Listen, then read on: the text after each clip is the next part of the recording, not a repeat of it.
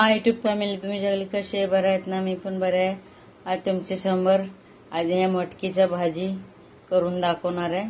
पूर्ण सिंपल पद्धतीने मी काल सकाळी घातल्या, ती रात्री म्हणजे संध्याकाळी बांधून ठेवले. बघा किती चांगले मोड आलाय. आता ह्याला तुम्हाला सिंपल पद्धतीने बांधून दाखवते, वाटण न टाकता तुम्ही. ठीक आहे, बघा. आता मी कढाईवर टाकले गॅसवर.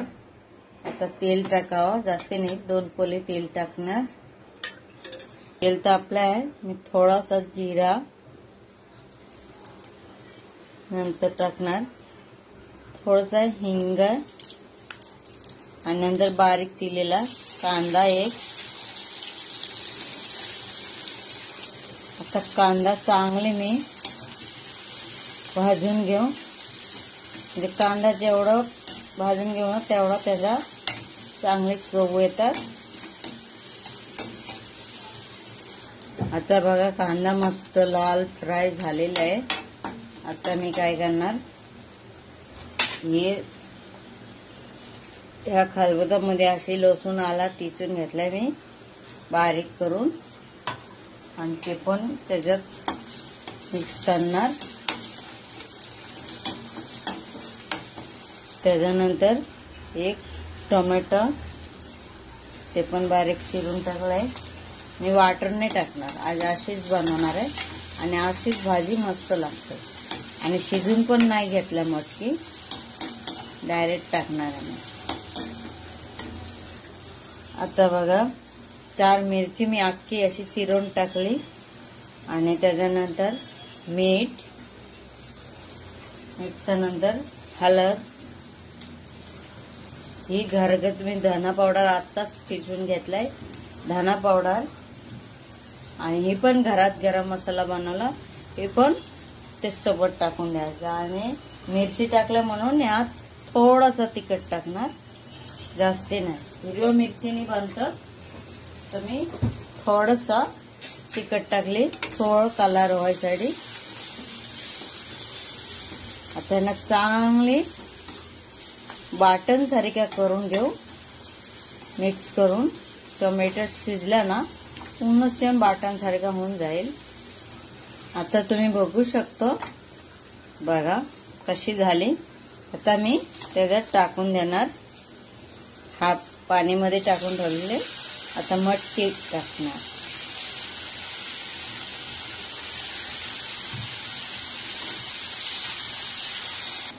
मटकी झाली टाकून.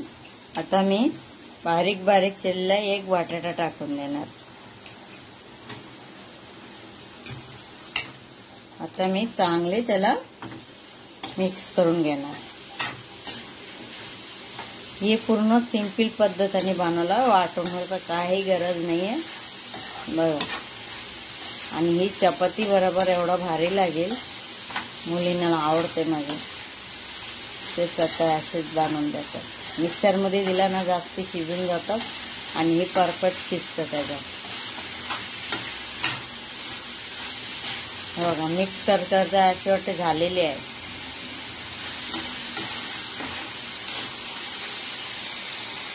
आता बघा मी एवढं पाणी टाकणार, हाच पाणीने शिजून जाणार. का मी कुकरमध्ये शिजून नाही घेतलंय म्हणून मी एवढं पाणी टाकलंय. आणि आता पूर्ण सुका करणार आहे. त्याच्यावर ढाकण टाकणार आणि 10 मिनिट तरी त्याला शिजवायला टाकणार. आता मी ढाकण टाकून दिलाय. आता त्याला 10 मिनिट मी त्याला हलवणार नाही, तशीच मध्यम गॅस, जास्ती फास्ट पण नाही जास्ती बारीक पण नाही, तशी शिजून जाईल. नंतर तुम्हाला दाखवते. आता बघू शकतो 10 मिनिट झालेलं आहे. आता बघा भाजी पूर्ण माझी झाल्या. बघा बटाटा पूर्ण शिजलाय, ते. अशी भाजी करायला लय भारी पडतं, सोपं पडतात ते. म्हणजे कुकरमध्ये शिजवलं असताना हे पूर्ण शिजून गेलं असता. आता तुम्हाला नजदीक आणून दाखवतोय. हा बघा किती भारी झाले. आणि तुम्हाला एक दाणा पण दाखवतोय. बघा पूर्ण शिजले. आता ही भाजी खायला पण लय टेस्टी होतात. कुकरमध्येच भाजीला एवढा चव नसता तर याचं चव असतं बघा. पूर्ण शिजल्या.